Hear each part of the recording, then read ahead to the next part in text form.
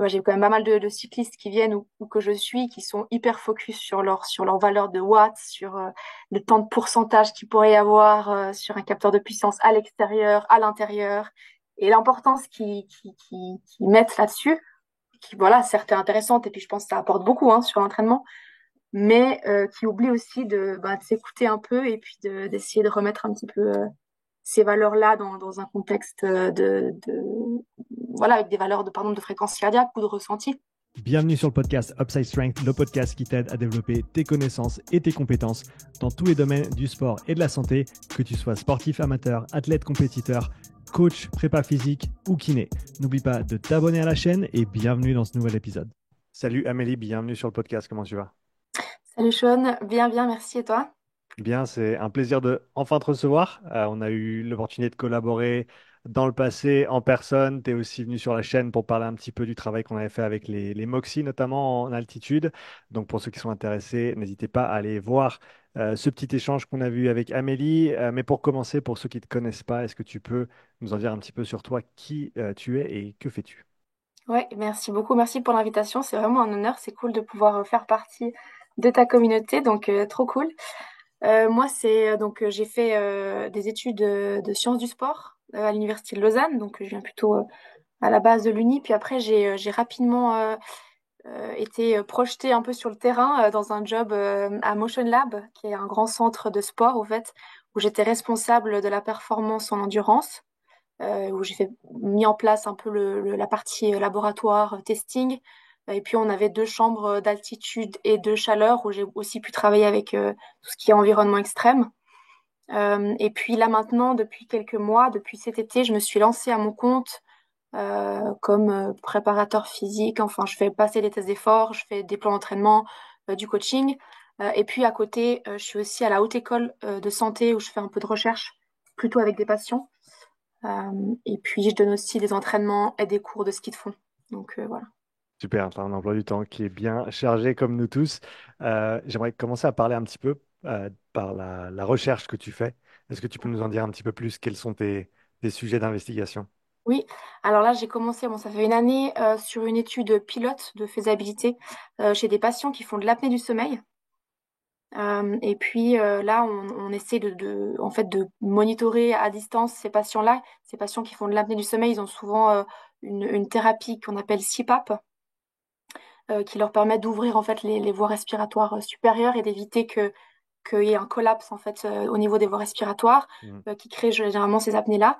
Et ces patients-là, bah, ils ont un traitement qu'on appelle CPAP et en fait, on monitore ces patients-là au travers de leur prise en charge via deux outils connectés. Un bracelet qui mesure la tension artérielle, qui est un nouvel outil suisse, et puis un autre outil qui est un actigraphe, au fait, qui mesure le sommeil et l'activité physique journalière.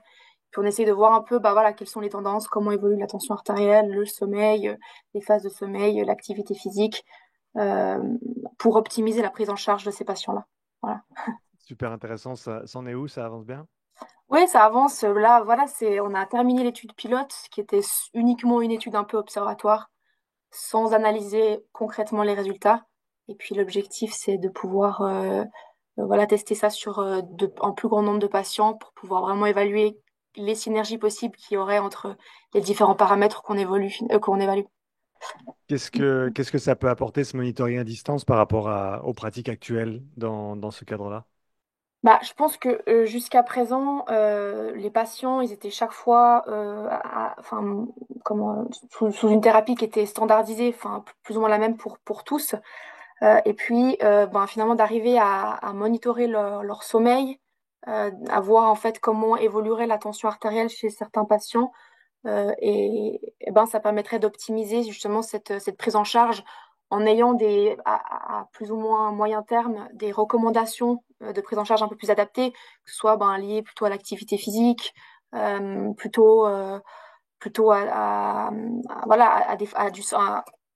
plutôt à se focaliser sur du sommeil, sur voilà, justement de pouvoir individualiser la prise en charge de ces patients qu'on fait jusqu'à présent pas vraiment, quoi, finalement. C'est intéressant. Donc, l'individualisation des prises en charge, elle commence on va dire, passer du côté sport au côté santé aussi, où Ouais, on essaie d'avoir une approche un petit peu plus individuelle et plus cohérente. ouais, clairement. Ok, Alors super voilà. intéressant. Mm. Qu'est-ce que tu espères voir dans ce domaine dans les années qui viennent au travers de tes recherches et des autres qui sont en cours?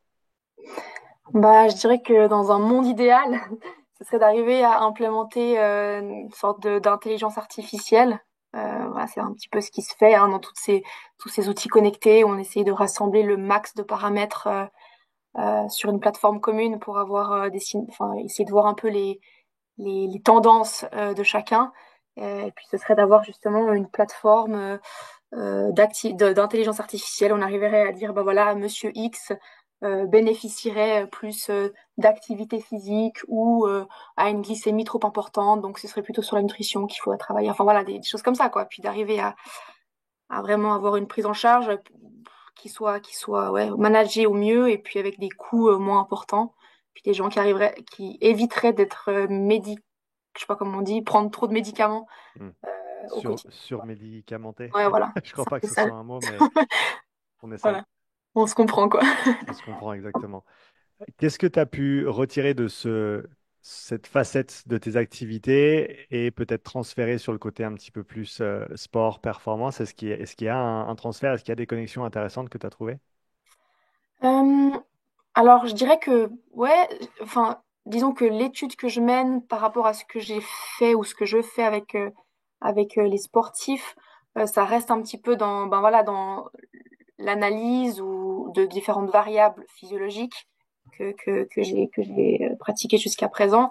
Après, c'est une population complètement différente qui, je pense, est très différente sur le fait que l'adhérence ou peut-être je sais pas, la structure de ces gens-là au quotidien est peut-être plus compliquée à mettre en place que chez des sportifs. Hmm. Et puis c'est justement ça qui est aussi intéressant, mais différent chez des sportifs. On a envie de tester un truc, alors on leur implémente un programme, puis le programme il est fait plus ou moins normalement, et puis après on arrive à voir les effets. Et puis chez des patients, c'est quand même autre chose. Ça prend peut-être un peu plus de temps ou ça doit être mené peut-être différemment, avec un peu plus de... Ouais, voilà. C'est vachement intéressant. Donc, tu as dit que tu as lancé ton activité indépendante récemment en Ouais. matière de tests d'effort, de profilage, de coaching, d'entraînement. Qu'est-ce qui t'a amené à te lancer dans cette aventure? Comme tu as dit, tu avais déjà une expérience préalable avec ce monde-là. Ouais. Ben parce que j'ai beaucoup appris dans mon ancien poste à Motion Lab. Là, on avait des activités très variées. Et puis à un moment donné, ben j'avais envie de, enfin j'avais l'impression d'avoir emmagasiné plein de choses. Et puis j'avais envie de tester de mon côté sur mon propre chemin, je dirais. Puis voilà. Puis bah je me suis lancée gentiment cet été, hein, sans trop prendre de risques, je dirais. Parce que bah, voilà, j'ai quand même un 60% à côté. Puis à côté, j'essaie de gentiment utiliser un à deux jours par semaine pour ça. Au début, c'était plutôt de proposer des épreuves d'effort, parce que c'est quand même ce qui m'intéresse, quoi, de travailler avec de la philologie, des sportifs en présentiel, c'est assez cool. Et donc voilà, ça a été de proposer ça, des épreuves d'effort. Alors voilà, c'est pas des choses qu'on arrive à avoir enfin, tous les jours régulièrement. Il n'y a pas tous les sportifs qui font les épreuves d'effort toutes les semaines, mais c'est une activité que j'essaie de développer. Et puis après, bah, de proposer aussi des plans d'entraînement. Des cours, du coaching, des cours de ski de fond. Enfin, c'est des choses, par exemple, des cours de ski de fond que j'avais pas le temps de proposer avant. Puis là, bah, c'est l'occasion justement voilà, d'avoir le temps de manager mon temps comme je veux en fonction des dispos que j'ai. Ça, c'est cool, quoi. On en reparlera un petit peu tout à l'heure, mais tu es donc entraîneuse et formatrice pour moniteur de ski de fond et Exact, ouais. pratiquante aussi de Exact. ski de fond. Donc on viendra là-dessus pour rester sur le sujet des tests d'effort. Si tu dois présenter, expliquer un test d'effort à quelqu'un qui ne sait pas ce que c'est, comment est-ce que tu abordes le sujet? Alors, un test d'effort, ben, c'est un test, enfin, c'est en fait une procédure où on évalue plusieurs paramètres physiologiques, notamment à l'effort, donc sur un vélo. Moi, c'est principalement sur des efforts de type endurance, donc ce sera sur vélo, sur home trainer, sur tapis de course. Et puis, ben, pendant l'effort, on va mesurer un certain nombre de paramètres autant subjectifs qu'objectifs. Là, ça dépend un peu le matériel qu'on a à disposition, hein, mais moi j'ai la chance là où je fais passer mes tests d'avoir un matériel qui permet d'évaluer les échanges gazeux, donc la ventilation. notamment la consommation d'oxygène, production de CO2 pendant l'effort, de mesurer la fréquence cardiaque, l'évolution de la fréquence cardiaque, et puis de la lactatémie, donc c'est ce qui se passe au niveau musculaire chez le sportif, sur un effort qui commence au début assez léger, enfin sur une intensité légère, puis progressivement on augmente l'intensité jusqu'à épuisement si possible, pour voilà, évaluer l'évolution et la cinétique de tous ces paramètres-là pendant l'effort, et de pouvoir après, chez ces gens-là, leur prescrire des zones d'entraînement, leur montrer voilà, la topographie de l'évolution de leur physiologie sur l'effort, et puis pouvoir mieux comprendre aussi son métabolisme pendant l'effort, quoi. Je pense que c'est ça l'objectif Et ça, c'est le principal. dernier point que tu as relevé, c'est très intéressant parce que je trouve que de plus en plus, c'est ce côté-là. Alors, peut-être pas en priorité, mais c'est presque 50% de l'histoire. Les gens, ils veulent comprendre comment ça fonctionne. Et le Mm. fait qu'on puisse mesurer les choses et leur montrer, c'est quelque chose qui intéresse beaucoup de monde. Tu trouves ça aussi? Ouais, c'est ça. Je pense que bah, voilà, tout le monde s'entraîne. C'est facile de mettre une paire de baskets et d'aller courir. Et puis, enfin, peut-être au fur et à mesure, on a des sensations musculaires, ventilatoires qui sont plus ou moins intéressantes et qu'on découvre ou pas. Mais voilà, d'arriver à mettre des chiffres et des valeurs objectives sur des sentiments et des perceptions qu'on a à l'effort, c'est ça qui aussi qui nous permet de mieux se connaître. Et puis de progresser, d'arriver à mettre des chiffres, et puis pouvoir se situer aussi sur son état de forme, et puis voilà, dans un moyen court terme, de pouvoir aussi évaluer et comparer ses performances, quoi. Je pense que vu ce que tu dis là, on comprend tous les deux et on est sur la même longueur d'onde quand on parle du RPE, de la perception de l'effort et de son importance. Quand quelqu'un te dit, ouais, mais le RPE, c'est subjectif, donc ça sert à rien, qu'est-ce que tu leur dis? Bah, je suis pas trop d'accord avec cette phrase-là, parce que moi, justement, souvent, je demande aux athlètes que j'entraîne d'essayer de mettre des chiffres de perception sur des valeurs, par exemple sur de la fréquence cardiaque, des gens voilà, qui vont courir avec une ceinture de fréquence cardiaque. Euh, c'est important d'arriver à se dire, OK, ben maintenant, je sais que quand je suis en endurance, enfin, telle valeur de fréquence cardiaque, comment est-ce que je me situe finalement? Puis il y a des jours aussi où on est plus fatigué que d'autres. Ça sert à rien de s'obstiner à uniquement se baser sur des chiffres de puissance ou de vitesse, mais le ressenti subjectif, il est aussi important. Puis dans la fatigue, c'est souvent ça qui ressort comme étant quand même le plus pertinent parfois, au-delà des valeurs purement objectives, externes, quoi, finalement. Ouais, ouais, c'est très intéressant. J'ai eu ce même switch il y a, je dirais, un an en arrière, mais ça se consolide de plus en plus au cours du temps. Plus le temps avance et plus je mets d'importance sur la perception. Ouais, Et oui, avoir les valeurs physio, c'est intéressant, c'est cool, on voit ce qui se passe, on comprend, mais faire le lien entre ce qui se passe en interne et ce qui se passe, on va dire, entre les deux oreilles, ouais, c'est d'autant plus important. Et beaucoup de gens qui sont encore très déconnectés de leur corps et qui ont de la peine justement à soit juste mettre un chiffre ou alors avoir une idée de vraiment ce qui se passe en interne.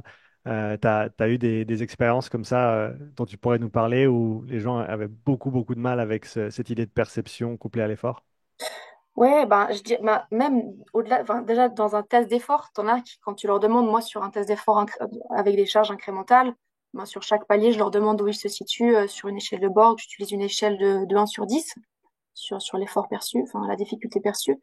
Et puis, tu as des gens qui, bah, justement, n'arrivent pas à se situer, ou disent, voilà, ben, ouais, ouais, c'est facile. Et puis, ça continue à être facile jusqu'à ce que finalement, ils arrivent au deuxième seuil. Et puis là, tout d'un coup, non, c'est plus facile. Donc voilà, parce que c'est des gens qui ont toujours eu l'habitude de s'entraîner sur des rythmes plus ou moins semblables. Donc voilà, sur des rythmes ni trop élevés, ni trop lents. Et puis finalement, bah, c'est un effort qui leur semble être facile. Puis parfois, ben voilà, on a plusieurs spectres entre deux, quoi. Il n'y a pas que ça. Donc peut-être là, dans ce genre d'expérience-là, c'est souvent ce qui arrive dans ces tests d'effort, quand on leur demande où ils se situent.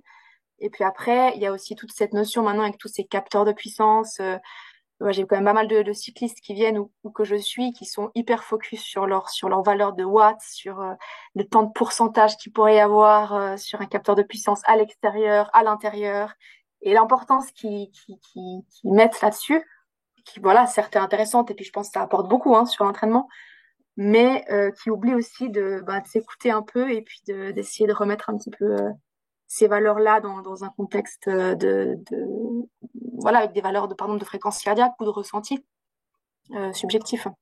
Quelqu'un qui s'intéresse à tout ça et qui souhaiterait peut-être prêter un petit peu plus attention à ce qu'ils perçoivent à l'entraînement, qu'est-ce que tu donnes comme recommandation à tes sportifs, aux gens avec qui tu travailles par rapport à ce côté de la perception? Bah, alors moi, c'est vrai que les gens que je suis souvent, ils ont fait une épreuve d'effort avant, donc je les connais aussi un petit peu. Mais c'est peut-être de se détacher un petit peu de ces puissances, de toutes ces valeurs-là qu'on a à dispo, puis d'arriver à peut-être évaluer, enfin, de mettre un chiffre subjectif sur chaque valeur, sur chaque séance, puis essayer de se dire, voilà, peut-être une fois j'étais à 2, peut-être une fois j'étais à 3, plutôt 5 cette fois-ci, puis de mettre un mot subjectif sur les efforts-là qu'ils ont à l'entraînement, ou alors justement d'arriver à se détacher de ça et puis plutôt revenir à quelque chose plus proche de valeurs de fréquence cardiaque. Et puis quand on commence à connaître un petit peu ces valeurs de fréquence cardiaque, ben, on arrive à les lier à une charge externe, que ce soit en course à pied, à vélo, en natation ou quoi que ce soit.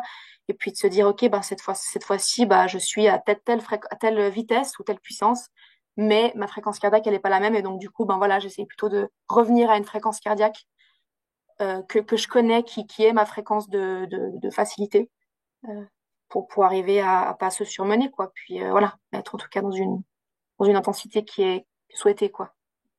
Super. Pour tes tests d'effort, est-ce que tu as un protocole que tu utilises? Tu as plusieurs protocoles différents que tu utilises? On sait que dans ce monde-là, il y a plein d'options et un protocole, c'est rien de plus qu'un compromis par rapport à ce qu'on essaie de mesurer, le temps qu'on a et la personne avec qui on travaille. Mm. Donc, quel est le compromis ou les compromis que tu as décidé de faire de ce côté-là et comment est-ce que tu articules tes différents protocoles? Mhm. C'est intéressant, j'y ai beaucoup réfléchi avant de proposer au début un protocole. Voilà, le protocole, il dépend aussi du profil, mais je dirais que pour mes athlètes plutôt typés endurance, et avec le temps que j'ai à dispo, c'est vrai que j'ai une séance quoi, d'une heure et demie, où j'ai pas forcément le temps de faire plusieurs tests qui mesureraient plusieurs choses. Donc, je fais un test incrémental avec des paliers de 3 minutes parce que j'ai aussi pas que la lactatémie, mais aussi la ventilation qui me permet de pouvoir faire un test avec des paliers, je dirais aussi courts, qui peuvent paraître pour certains trop courts. Mais voilà, je fais des paliers de 3 minutes avec des incréments de 30 watts sur vélo et puis de un peu plus que 1 km heure sur course à pied. Et puis voilà, ça me permet d'évaluer les différents seuils ventilatoires et lactiques, d'arriver aussi à corréler les deux valeurs-là que j'ai à dispo pour établir mes seuils. Mais c'est vrai que si j'avais pas la ventilation et les échanges gazeux, je ferais des paliers plus longs que 3 minutes, quoi. De l'ordre de 5 minutes pour être sûr d'avoir des valeurs stables d'un palier à l'autre, quoi. Donc, au final, le protocole, il va durer combien de temps à peu près en moyenne? Hmm, Alors ça dépend, mais ouais, sur vélo, ça peut aller presque jusqu'à 30 minutes parfois. Et puis en course à pied, peut-être un peu plus court, une vingtaine de minutes, je dirais. Hmm. Comment est-ce que tu t'assures de commencer assez bas en termes d'intensité? Moi, c'est une erreur que j'avais faite au début quand j'avais débuté il y a plusieurs années. Mhm. Des fois, être un petit peu trop ambitieux avec le palier de départ et on sait que, il y a beaucoup d'informations intéressantes qu'on peut trouver tout en bas de l'échelle. Bah ouais. Comment est-ce que tu calibres ce point de départ? Alors bon, déjà, il y a pas mal de discussions que j'ai avec la personne au début. Donc voilà, je discute avec lui, je regarde un petit peu comment il s'entraîne, peut-être les résultats qu'il a eu auparavant dans sa discipline-là. Euh, et puis si la personne connaît, par exemple, à vélo, sa valeur ou a déjà fait un test de FTP, par exemple, ce qui n'est pas toujours le cas, et ben j'essaye de prendre une valeur de l'ordre de voilà, 50% de cet FTP comme charge de départ. Si c'est en course à pied ou si j'ai pas toutes les informations nécessaires, généralement je commence par un échauffement sur le tapis, par exemple, de course. C'est moi qui mets la vitesse et puis je commence par leur raconter une petite histoire, leur demander qu'ils me parlent un tout petit peu. Puis je dirais que subjectivement, j'arrive aussi un petit peu à voir où est-ce qu'ils en sont dans leur effort. Enfin, voilà, si c'est déjà trop élevé, si 8 km heure, ben, je vois qu'il y a de la peine à répondre et puis qu'il est déjà pas mal essoufflé, bah voilà, je vais réduire la charge de départ. Je lui demande aussi où il se situe sur une échelle de perception. Et puis j'ajuste, je dirais plutôt subjectivement au début pendant l'échauffement. Et puis après, à la fin de l'échauffement, moi, je prends une petite prise de lactate pour voir aussi si la valeur là, elle n'est pas trop élevée, si je me suis pas plantée ou si l'échauffement était peut-être pas trop, enfin, voilà, peut-être trop court. Et puis j'ajuste aussi un petit peu en fonction de ça, je dirais. Mais c'est une erreur que j'ai faite aussi au début. Par exemple, chez des gens qui étaient peu sportifs ou qui avaient peut-être pas beaucoup d'endurance de base, où tu te dis, ah, faut absolument les faire partir sur un rythme de trottinée, course lente. Puis en fait, il y a des gens chez qui, ben, peut-être il faut simplement marcher au début. Voilà, c'est... Il vaut mieux partir sur plusieurs paliers trop lents que de louper finalement cette phase d'endurance de base qu'on a envie de déterminer au début, quoi. Je me permets d'interrompre cet épisode pour te dire que si tu souhaites progresser en cardio, devenir plus endurant, mieux récupérer sans nécessairement t'entraîner plus dur, je t'ai préparé une mini formation en 4 vidéos pour t'expliquer tout ce qu'il y a à savoir sur les zones d'entraînement et comment les appliquer dans ton quotidien.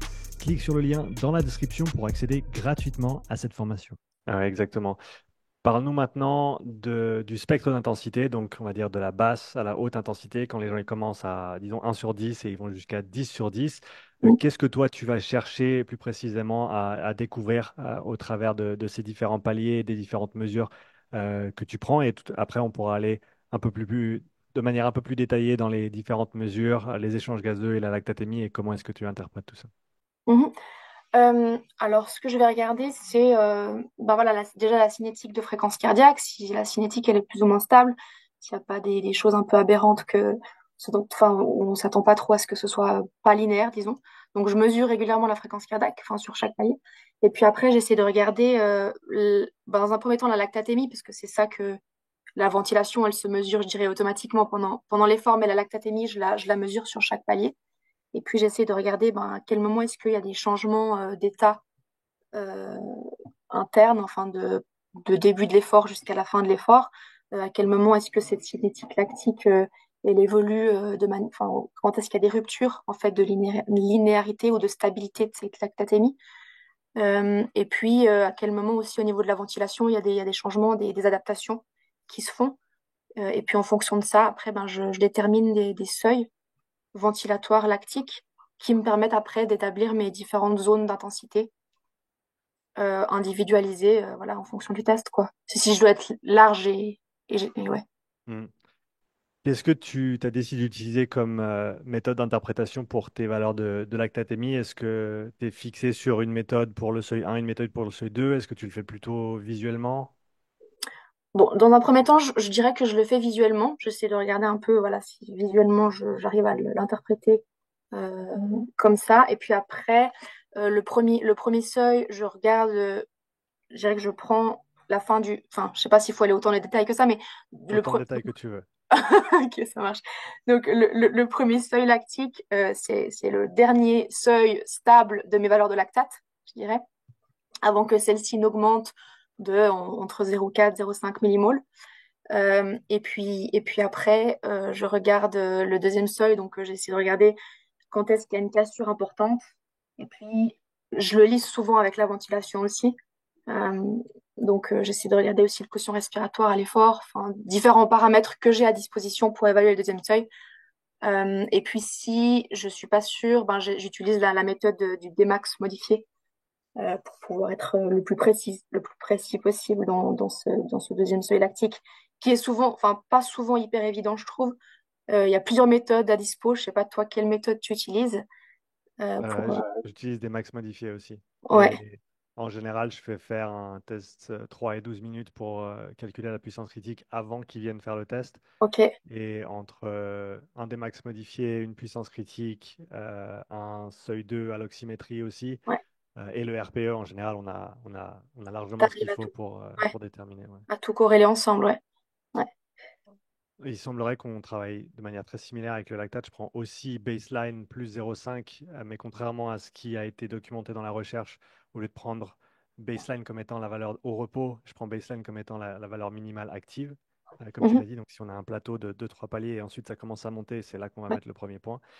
Et pour ceux qui ne savent pas, des max modifiés, en gros, tu tires une ligne entre ce premier point d'inflexion qui monte et le dernier point sur ta courbe de lactate et tu prends la tangente, non pas la tangente, tu prends La la perpendiculaire, perpendiculaire, là où elle est le plus loin, distance maximale, D max de la courbe, et ça te donne ton deuxième seuil avec cette méthode.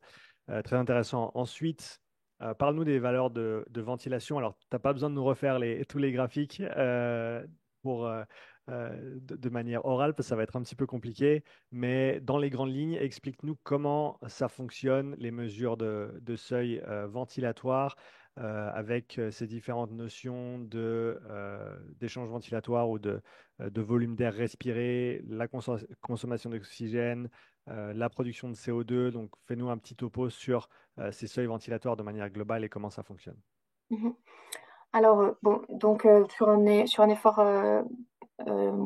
incrémental comme ça, on va avoir une augmentation progressive de la consommation d'oxygène, parce que ben, plus le muscle est sollicité, plus l'intensité est importante, plus on doit l'alimenter en oxygène, et donc notre consommation d'oxygène augmente de manière linéaire, quoi, jusqu'à ce qu'on atteigne nos capacités. Si l'effort est réalisé jusqu'à épuisement ou intensité max, on va avoir un espèce de plateau de cette consommation d'oxygène qui nous indique qu'on a atteint finalement euh, cette taille de moteur à disposition de nos poumons qui nous permettent voilà, de nous produire un maximum d'oxygène. On peut pas plus, enfin, on a beau augmenter l'intensité, finalement, cette consommation-là, elle atteint sa limite.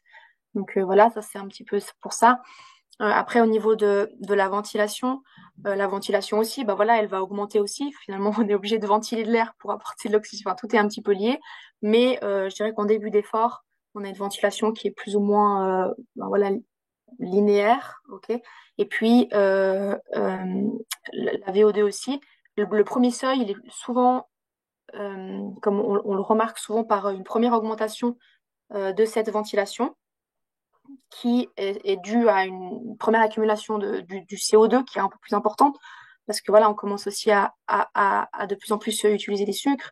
Donc, on a aussi une première consommation de CO2, enfin, des ions H+, qui commencent à être aussi, enfin, je sais pas si je dois aller autant dans les détails, mais voilà, qui commencent à apparaître aussi. Puis donc, du coup, on a cette ventilation qui réagit à ce premier changement-là.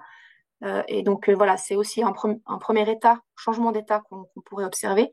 Et puis, le deuxième seuil ventilatoire, eh ben, on le voit par tout d'un coup une hyperventilation, donc une ventilation qui augmente de manière très importante, beaucoup plus importante que la première fois. Et puis là, cette fois-ci, je dirais voilà, que le CO2, il est plus vraiment stable. On n'arrive plus à le stabiliser. Et lui aussi, il commence à grimper. Et puis voilà, c'est ce changement d'état, ce déséquilibre métabolique qui fait que on passe dans un état métabolique différent, quoi. Donc, tu as tes deux seuils lactiques, tu vas chercher à faire correspondre ça avec tes seuils Voilà. ventilatoires pour avoir la meilleure interprétation possible. Quelle relation tu vois entre ces seuils ventilatoires et ces seuils lactiques? Est-ce que, en général, ils sont très proches l'un de l'autre? Est-ce que le seuil 1 est en général plus proche ventilatoire lactique que le seuil 2? Parle-nous un petit peu de tes constats que tu as pu faire au travers de tous les tests que tu as effectués. Euh, je dirais que j'ai quand même plutôt tendance à avoir des seuils lactiques qui apparaissent plus tôt. Et un deuxième, par exemple, le deuxième seuil ventilatoire qui est pas très tardif, mais je dirais que il aurait plutôt tendance à surévaluer un peu ce seuil, Mhm, finalement. Tandis que le seuil lactique tendrait à être un peu plus prudent, si j'ose dire. mhm. Donc c'est peut-être un petit peu ce constat-là que je fais. Et puis, mais c'est surtout par rapport au deuxième seuil. Ben voilà, typiquement avec les échanges gazeux, on a ce quotient respiratoire qui nous permet aussi si toutes les valeurs fonctionnent bien et que tout est propre et joli, on a un quotient respiratoire à 1 théoriquement quand on arrive sur cette rupture de pente avec un deuxième seuil ventilatoire plus ou moins par là. Plus souvent, ce quotient respiratoire à 1, je trouve, est très proche finalement de la fin du test. Et puis ouais, c'est souvent ça que peut-être que j'observe. Je sais pas si toi, tu utilises aussi, Alors, j'ai pas le CO2 t'as actuellement, pas le donc COD, ouais, c'est c'est juste. une des raisons pour lesquelles je te demande, c'est que je suis Ouais, curieux de savoir ouais. comment ça interagit entre ces deux-là. Avec les outils que j'utilise, je vois une belle correspondance quand même entre ce qui se passe au niveau lactate et ce qui se passe au niveau oxymétrie. Mm, Donc là, il y a une bonne correspondance au niveau des points d'inflexion. Au niveau ventilatoire, souvent, on voit tout ce que je peux voir, c'est l'hyperventilation, on va dire. Donc mhm, le fait qu'on ait un départ seconde linéarité de la consommation juste de l'apport d'air, on va dire du volume d'air qui est ventilé. Donc c'est pour ça que j'étais curieux de savoir avec tes données de CO2 supplémentaires ce que tu arrives à voir. Au niveau du premier seuil, donc tu dirais que c'est assez correspondant, c'est assez concordant entre les valeurs Ouais, lactiques et je les trouve. valeurs ventilatoires. Ouais, je trouve que ça se corrèle assez bien avec mes valeurs, généralement, ouais. Tu as eu des cas limites qui étaient complètement hors de la norme et qui ont fait que tu te grattes la tête un petit peu pendant quelques minutes, hors souci d'équipement et de mesures, disons. Mais dans quel sens tu dis des valeurs max ou au niveau du lactate ou... Que ce soit des valeurs de lactatémie qui étaient complètement en dehors des normes que tu as l'habitude de voir, des valeurs ventilatoires aussi qui sont complètement en dehors des normes, quelque chose voilà, qui sort de la norme et que tu n'as pas l'habitude de voir. Mhm. Comme ça, non, enfin, j'ai pas d'exemple récent qui me viennent en tête. Je dirais que j'ai eu des cas où la lactatémie était très élevée dès le début, Quand tu dis malgré des très élevé, paliers. tu veux dire Ben, je dirais que sur des premiers paliers, j'ai une lactatémie qui est proche des 2, par exemple, mhm, millimoles. Euh, et ça, depuis les premiers paliers, malgré un échauffement long et lent. Donc voilà, c'est plutôt peut-être par rapport à ça où j'ai eu des cas peut-être peu compréhensibles. Alors peu compréhensibles, je sais pas. C'est souvent des gens aussi qui ont moins d'endurance de base et puis qui sont pas capables ou peu capables d'utiliser leur filière oxydative. Mais j'ai eu récemment, par exemple, une athlète voilà, qui a un background assez important d'endurance et puis qui avait des valeurs de lactate hyper élevées. Alors, elle a des soucis d'alimentation, enfin, de nutrition, enfin, voilà, des intolérances mhm. connues qui pourraient avoir un lien avec ces valeurs-là, mais sur lesquelles j'ai pas réussi vraiment à avoir d'explications plus précises et profondes par rapport à ça. Hmm. Ok, Donc, super intéressant. C'est vrai que les valeurs de lactate qui sont hautes dès le départ, j'en ai vu aussi.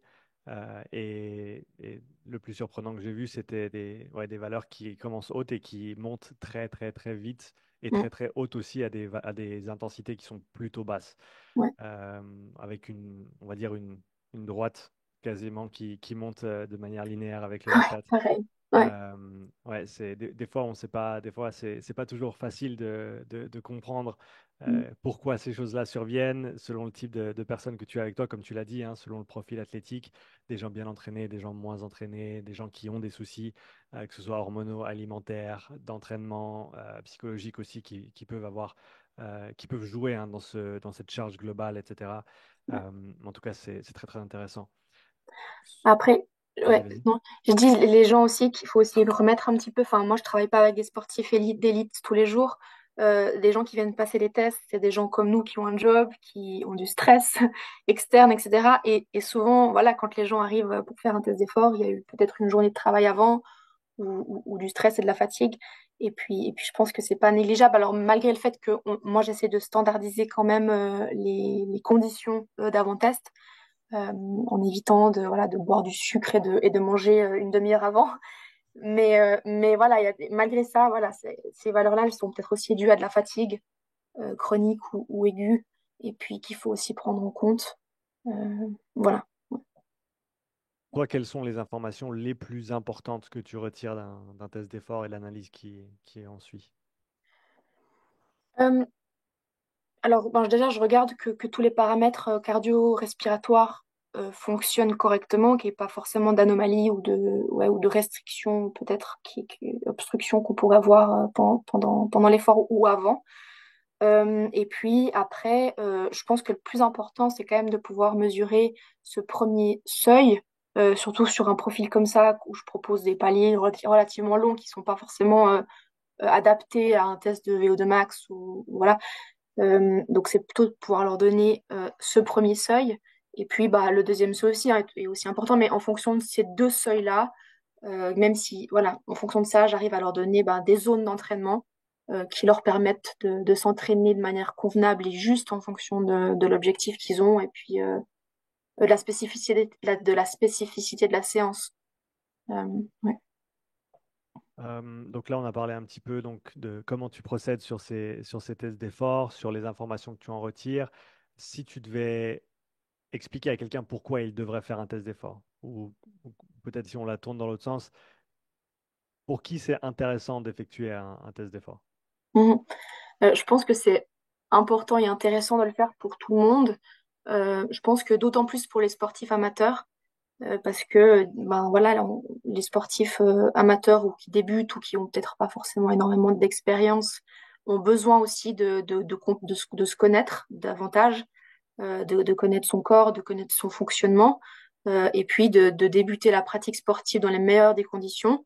Et puis aussi, s'il y a un objectif sportif particulier derrière, ben, c'est de pouvoir leur donner des zones d'entraînement, de travail spécifiques qui leur sont propres et puis qui leur permettraient de s'entraîner dans les meilleures conditions, le plus juste possible. Et puis voilà, en essayant d'optimiser en fait après, par la suite, l'entraînement pour progresser le plus rapidement possible ou le mieux possible. Et puis Ouais. après, pour les sportifs élites ou qui ont un peu plus voilà, d'expérience sportive derrière, ben voilà, un test d'effort, ça permet aussi de mettre des chiffres objectifs à un moment donné dans la saison, de pouvoir se situer, de pouvoir comparer ces valeurs-là. Si après on a plus ou moins de matériel à dispo pour l'entraînement, ben c'est de pouvoir retester ce qu'on a testé. On a un test d'effort sur le terrain aussi, de voir dans quelle mesure est-ce que ces mesures-là le corrèlent, si on est dans le juste, et puis si on progresse, s'il y a de la fatigue, d'éviter le surmenage et le surentraînement. Enfin voilà, je pense qu'il y a plein de choses à retirer d'un test d'effort. Ouais, absolument. Et je suis très d'accord avec toi sur, même sur les gens qui sont pas professionnels, qui ont un job à côté. C'est d'autant plus important de bien gérer les quelques heures d'entraînement que tu vas Ça, dédier dans la semaine. Tu as peut-être, voilà, t'as rarement des heures illimitées pour t'entraîner. Donc, tu veux t'assurer que tes 4 heures, tes 6 heures, tes 10 heures dans la semaine soient bien utilisées mm. et que tu ailles dans la bonne direction plutôt que de le faire à la bonne franquette. Ouais, c'est ça. Ouais. Super. Une fois que tu as ce profil, tu as les seuils, tu as les zones, comment est-ce que tu procèdes dans ta réflexion lorsque tu construis un plan d'entraînement? Quelles sont les questions que tu te poses? Quelles sont les questions que tu poses à l'athlète pour commencer à établir cette structure d'entraînement? Mm. Bah déjà, je vais regarder les disponibilités que la personne a, enfin le nombre de séances à dispo qu'on peut mettre dans une semaine. Et puis après, en fonction de ça, bah voilà, comment les moyens d'entraînement qu'il a aussi à dispo. S'il a la possibilité de s'entraîner dehors, qu'uniquement à l'intérieur, avec quel type d'ergomètre, ou etc. Pour pouvoir voir dans quelle mesure est-ce que je peux aussi varier le type de séance dans une même intensité. Mhm. Et puis après, en fonction du nombre de séances à dispo, ben, de voir un peu quel pourcentage est-ce que je mets dans chaque intensité pour que ce soit le plus juste, le plus optimal possible. C'est-à-dire que si quelqu'un a peu de séances à dispo, ben voilà, c'est peut-être pas de lui mettre 3 fois de l'endurance. Alors peut-être que c'est peut-être ça qu'il faut faire au début, mais voilà, c'est peut-être de voir un petit peu comment est-ce qu'on peut faire ça. Et puis s'il y a beaucoup d'heures et de dispo, et ben c'est d'essayer d'éviter la monotonie, d'essayer d'être voilà, de développer le plus de facettes possibles quoi, chez l'athlète. Est-ce que tu as un sport ou des sports avec lesquels tu préfères travailler si tu devais choisir?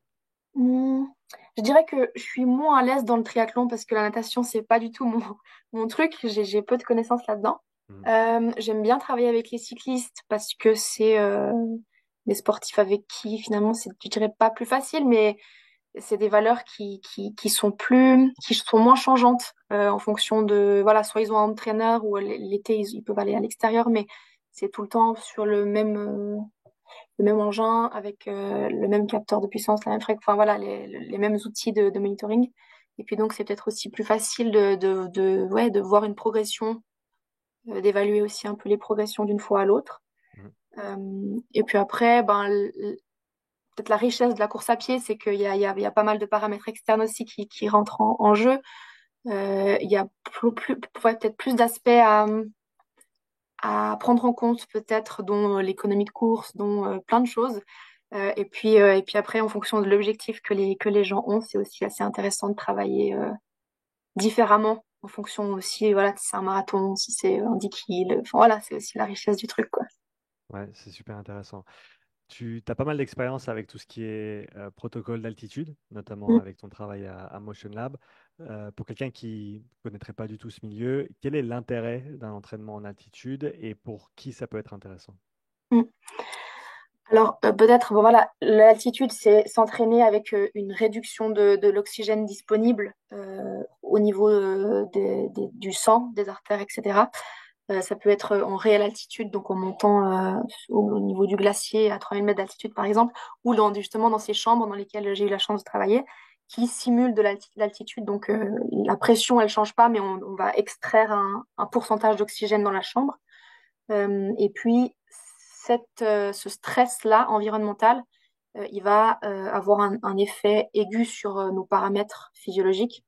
Notamment, on va avoir tout d'un coup une ventilation plus importante, une fréquence cardiaque plus importante pour pallier justement à cette diminution d'oxygène disponible au niveau du muscle finalement. Et puis, donc, du coup, ce type d'entraînement, il est bénéfique pour des gens qui ou veulent s'acclimater pour une ascension en haute altitude, parce qu'ils se retrouvent dans ces conditions-là, ou pour des sportifs d'endurance qui veulent améliorer leur capacité d'endurance, euh, ou pour moi on avait beaucoup d'athlètes de sportifs collectifs Mhm. où on a beaucoup d'efforts répétés à très haute intensité avec des productions lactiques importantes, etc. Et puis le fait de les mettre dans cet environnement-là où on a une production lactique qui est plus vite présente, eh ben, on peut jouer aussi sur cette capacité de tolérance, de clairance du lactate sur des intensités très spécifiques.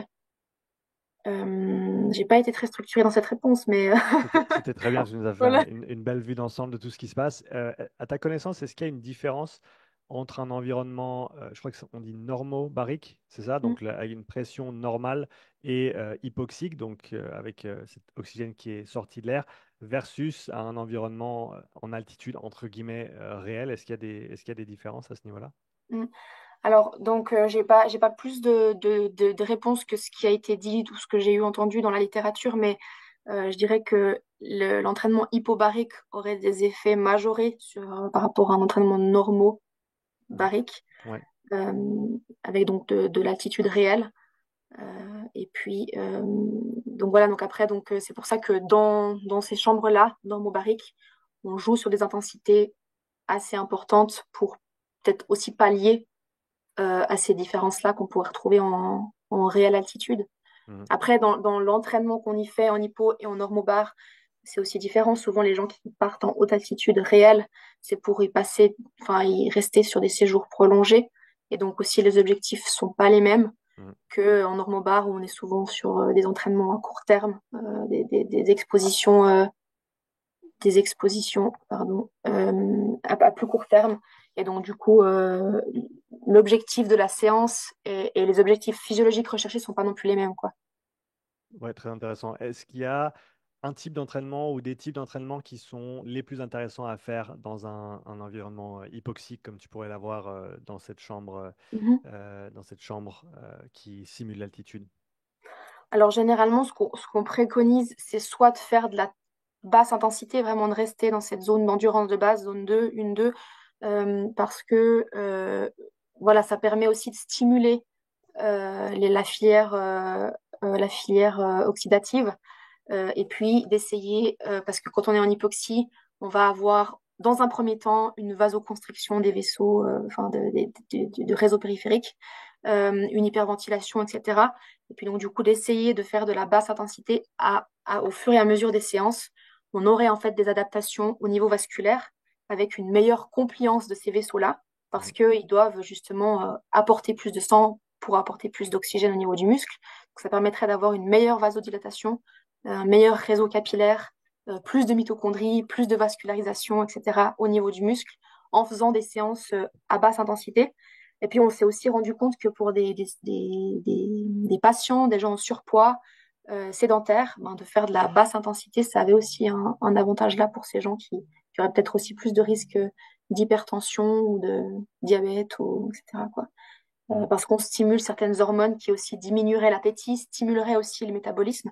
Puis donc, il y a un intérêt vraiment réel et de plus en plus important de faire de l'hypoxie à basse intensité. Puis après, soit ça, soit des séances de type haute intensité, donc au-dessus de ce deuxième seuil, ou même dans des efforts all out, si je pourrais dire. Après, c'est encore en fonction de l'expérience que ont les gens dans ces chambres-là. C'est clair que sur un premier entraînement, on va pas les faire partir sur des sprints all out parce que ben voilà, il y a une diminution de cet oxygène, puis des répercussions assez importantes sur le métabolisme et puis sur comment euh, la tolérance à l'altitude.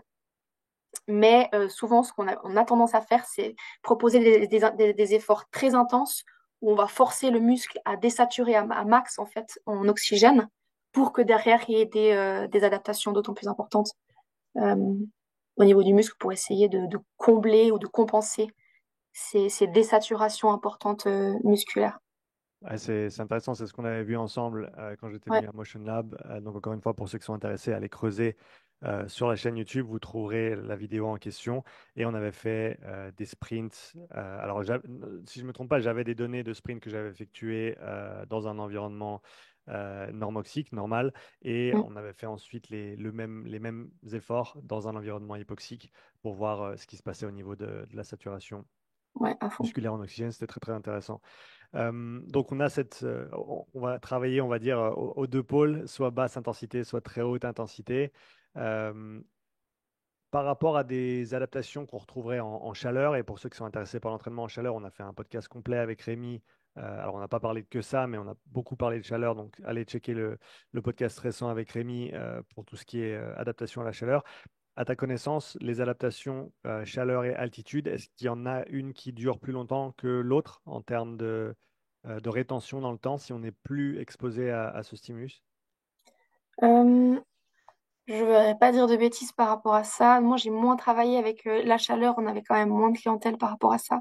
Hmm. On l'utilisait plutôt pour de l'acclimatation Ouais. euh, dans des conditions vraiment de chaleur et d'humidité qui avaient lieu sur des compétitions, par exemple, en humidité et en chaleur. Mhm. Donc, c'était sur des protocoles d'endurance et puis après d'efforts un peu spécifiques à la compète pour essayer voilà, d'arriver à transpirer plus vite, plus, d'avoir une meilleure rétention des électrolytes, etc. C'était plutôt dans ce sens-là. Ouais. Mais après, je sais que, enfin voilà, c'est hyper intéressant de le faire d'un point de vue de la récupération, que ça peut être après une compétition, après voilà quelque chose pour essayer de d'éliminer les métabolites qui restent dans le réseau sanguin notamment, de faire de la récupération dans le chaud, ça a un intérêt. Et puis de s'entraîner en chaud, ça aurait aussi un intérêt sur les capacités aérobie parce que ben justement, on va augmenter ce réseau capillaire au fur et à mesure des séances pour essayer de majorer justement la thermorégulation. Et puis donc de faire des entraînements chauds, ça majore vraiment les capacités d'endurance. Après, dans le temps, je ne saurais pas dire franchement quel est le plus avantageux.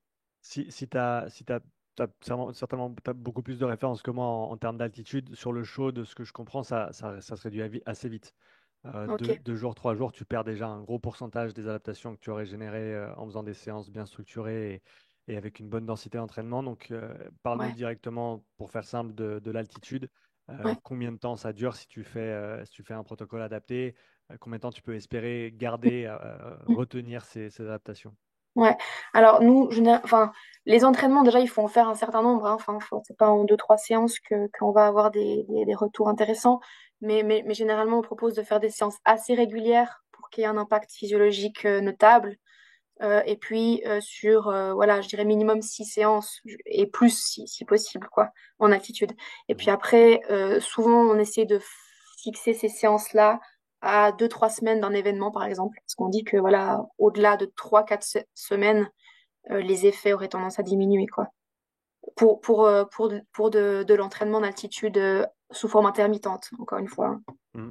Ouais, c'est intéressant, ça correspond assez bien à ce qui se fait en chaleur, d'après ce que je comprends, où on peut faire un protocole où si on le fait tous les jours actif, c'est 10 jours, et après si on le fait un jour sur deux, où tu as un jour actif, un jour passif, avec par exemple un bain chaud, tu arrives à étirer ça sur 2, 3 semaines.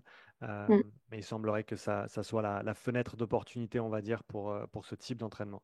Ouais. Euh, Qu'est-ce que tu as vu comme effets et adaptations les plus intéressants sur tout ce genre d'approche qui sont pas données à tout le monde hein, d'un point de vue matériel et logistique.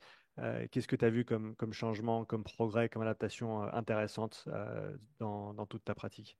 Mhm. Alors, bon, si on parle de l'hypoxie, on a pas mal travaillé avec des sport co, avec des hockeyeurs, surtout des hockeyeurs, et puis après des sportifs comme des triathlètes, etc. Et puis, on avait des protocoles qu'on appelle des sprints répétés en hypoxie. Donc, ça consiste à faire des sprints lors de 6 à 10 secondes avec des pauses incomplètes, donc de moins de 30 secondes. Et puis Ouais. de répéter ça sur plusieurs, c'est assez cool, sur plusieurs répétitions et sur plusieurs séries. Et puis, c'est assez intéressant. Alors, ouais, c'est assez intéressant de voir en fait la progression en termes de. Donc, le but, c'est d'arriver à répéter ces sprints-là qu'on effectue sur un vélo, notamment. On Mm. va mesurer chaque fois la puissance record qui a été effectuée sur chaque sprint. Et puis sur une première séance, généralement, on a une déplétion, une diminution de la performance, donc de la puissance réalisée sur les sprints qui est assez importante, ce qui est normal, hein. Et après, au fil des séances, on arrive à avoir une stabilité, pas une stabilité, mais une diminution de cette perte de performance qui est de moins en moins importante. Alors, je n'arrive pas à exprimer, c'est dû au fait que souvent ces sportifs-là n'ont pas forcément l'habitude de faire ce genre de séance spécifique-là. Mhm. C'est la spécificité de la séance qui fait aussi que on s'améliore rapidement, mais le fait de le faire dans ces environnements-là, les adaptations, elles sont assez impressionnantes et j'ai rarement vu des gens qui s'amélioraient pas, donc déjà. Mm. Et puis, on a une amélioration de cette puissance-là qui est assez importante avec une capacité au fait à répéter des sprints en ayant une aisance ventilatoire qui est de plus en plus impressionnante. Donc voilà, c'est des sportifs chez lesquels on retrouve après voilà, des résultats assez intéressants sur le terrain, où ils se sentent déjà mieux au niveau perceptif, et puis ils sont capables de répéter ces efforts intenses de manière plus aisée, je dirais. Mm. Donc, après, voilà, j'ai aussi travaillé avec des triathlètes, puis je m'amusais aussi à regarder le lactate qu'il pouvait y avoir à la fin de ces séances-là, avec des lactates qui forcément montent très haut. Et puis après, on se rend compte que sur la récupération, il y a une capacité de récupération qui est de plus en plus importante. Donc voilà, une capacité de clairance du lactate qui est majorée, quoi, sur des séances comme ça. Super intéressant. D'ailleurs, ce serait cool de pouvoir refaire des petits projets comme ça à Ouais, l'avenir. C'est toujours intéressant de voir ce qui se passe sur le terrain et de le documenter. En tout cas, c'était chouette de pouvoir faire ça avec toi et toute l'équipe à Motion Lab. Parle-nous un petit peu de tes activités de formatrice en mm, termes de moniteur de ski de fond. Donc, comment est-ce que tu es tombé dans le ski de fond au départ et qu'est-ce que tu aimes dans cette discipline? ouais. Bon, à la base, mes parents étaient profs de ski alpin, de ski. Et moi, je voulais faire de la compétition. Et puis le ski, c'est vrai que j'ai un papa physio qui avait un peu peur des ruptures des croisés, etc., qui m'a plutôt orientée vers un sport, je dirais, hivernal, un peu moins à risque. Mhm. Du coup, je me suis retrouvée dans le ski de fond parce qu'on a un club de ski de fond, ski club de B, qui est pas très loin de là où je vis. Et du coup, je suis tombée là, dans le ski de fond un peu par hasard. Voilà. Et puis voilà, j'ai vite été plongée là-dedans, dans ce sport. J'ai fait de la compétition jusqu'à ce que je commence l'université. Et puis après, quand j'ai commencé mes études, j'avais moins le temps de m'entraîner. Et puis donc, du coup, j'ai commencé à entraîner aussi les jeunes de la sélection régionale. Et puis après, je me suis formée pour pouvoir en fait former les futurs moniteurs et entraîneurs de ski de fond. Et aujourd'hui, je donne des formations tout l'hiver pour des moniteurs de ski. Et puis voilà, c'est une autre approche que j'aime beaucoup. Et à côté, maintenant, avec mon activité indépendante, je propose aussi des cours de ski de fond pour des gens qui veulent simplement progresser dans leur technique et puis avoir du plaisir, quoi. Parle-nous de cette part technique du ski de fond. C'est une discipline que je connais très très mal. Donc fais-nous un petit peu la vue d'ensemble sur les contraintes techniques qui existent et la différence que la technique peut faire sur un Ouais. sport comme ça. Ouais. Alors, il y a déjà en ski de fond, il y a deux styles. Il y a un style classique, donc on avance dans les rails qu'on peut voir là sur les pistes de ski de fond. Donc, c'est un sport qui s'apparente pas mal à la peau de phoque ou à la marche, course, enfin voilà. Et puis après, il y a le skating c'est les mêmes sortes de ski, simplement c'est à l'extérieur de ces rails-là. où c'est un espèce de patineur qui ressemble un peu plus à du roller ou du patin. Mhm. Et simplement, on a des bâtons qui nous permettent aussi d'avancer et de compléter le mouvement. Et puis, il y a un aspect de glisse, d'endurance qui est important. Et puis, de technique, il faut arriver à être stable sur son ski pour glisser longtemps. Puis, il faut arriver à avoir un impact efficace sur la neige au moment de transférer son poids du corps d'un ski sur l'autre voilà, pour arriver à générer de la puissance puis à se déplacer de manière efficace.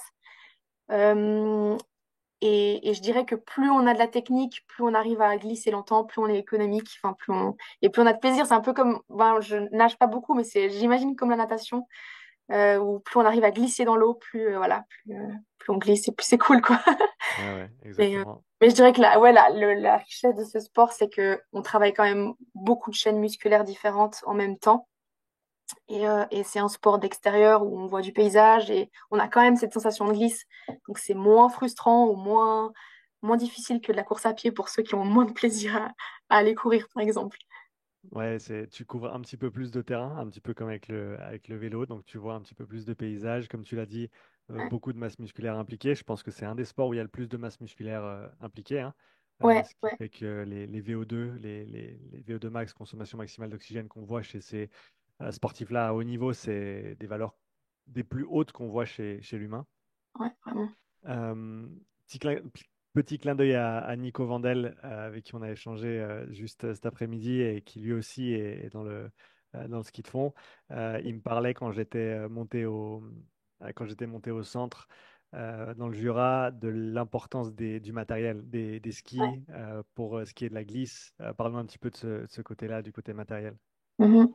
Oui, c'est clair. Après, ben, typiquement, dans le ski de fond, le classique dans les rails à l'époque ou encore maintenant, mais il y avait des skis à écailles. Donc, c'est une structure sous le ski qui nous permet de crocher puis d'avancer. Mhm. Hein, si on référence ça un petit peu à la peau de phoque.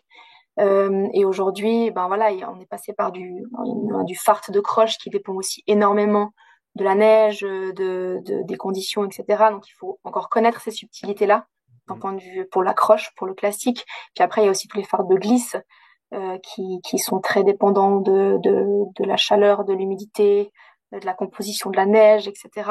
Et puis donc toutes ces connaissances-là font que si on a un ski bien farté et adapté à la neige, ça fait une grande différence aussi. Puis, souvent les gens qui font du ski de fond un peu pour le plaisir oublient de farter leur ski régulièrement, c'est aussi de l'entretien.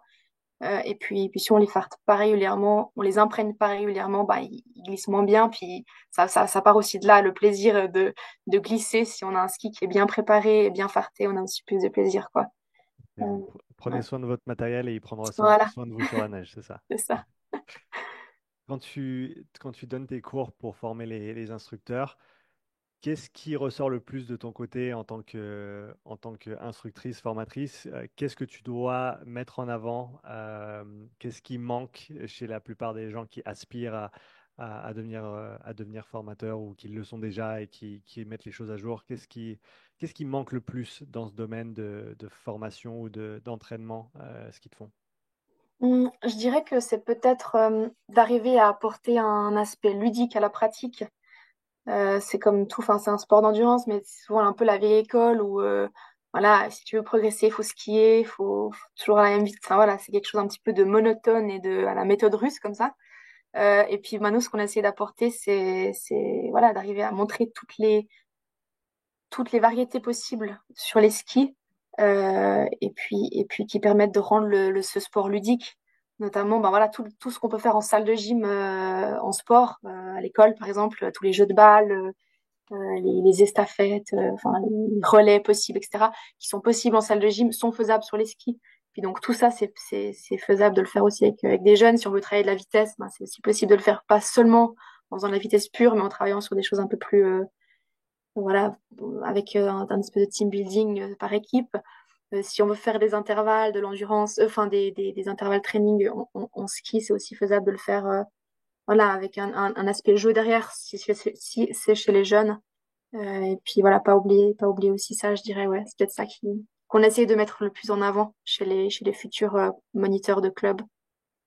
Donc ça, on est sur l'aspect coaching. Si on pense maintenant pour des personnes qui travaillent plus dans peut-être le sport de performance de ce côté-là. En termes de planification, est-ce que tu vois euh, des approches ou des choses qui demandent à être mises à jour ou des types d'entraînement qu'on fait trop, d'autres qu'on fait pas assez? Comment est-ce que tu vois la chose de manière globale? Ouais, enfin, je me forme moins des entraîneurs sur l'entraînement pur. Hmm. C'est plus sur ouais, des entraînements de club chez les plus jeunes. Donc, j'ai moins ce retour comme ça de pratique des entraîneurs. Mais je dirais que, bah voilà, encore une fois, d'arriver à comprendre un petit peu les spectres d'intensité qui existent, peut-être un petit peu négligé chez certains, et d'arriver à en être conscient, et puis à pas forcément, obligatoirement, on ne doit pas forcément passer par un test d'effort pour connaître ces zones d'entraînement, puis arriver après à spécifier l'entraînement, mais simplement de savoir que ça existe, et puis que, voilà, de varier les intensités d'entraînement permettent aussi de faire progresser à long terme. Euh, ouais, je dirais peut-être plus par rapport à ça. Puis après, c'est voilà aussi, typiquement d'arriver à dissocier ce que c'est que de la vitesse pure, le temps de récupération qu'il faut avoir pour faire de la vitesse, que c'est pas la même chose que si tu fais ben voilà, des choses avec des efforts rapides, répétés, c'est plus du tout de la vitesse pure, peut-être des petites subtilités là où on doit peut-être un petit peu mettre le doigt dessus.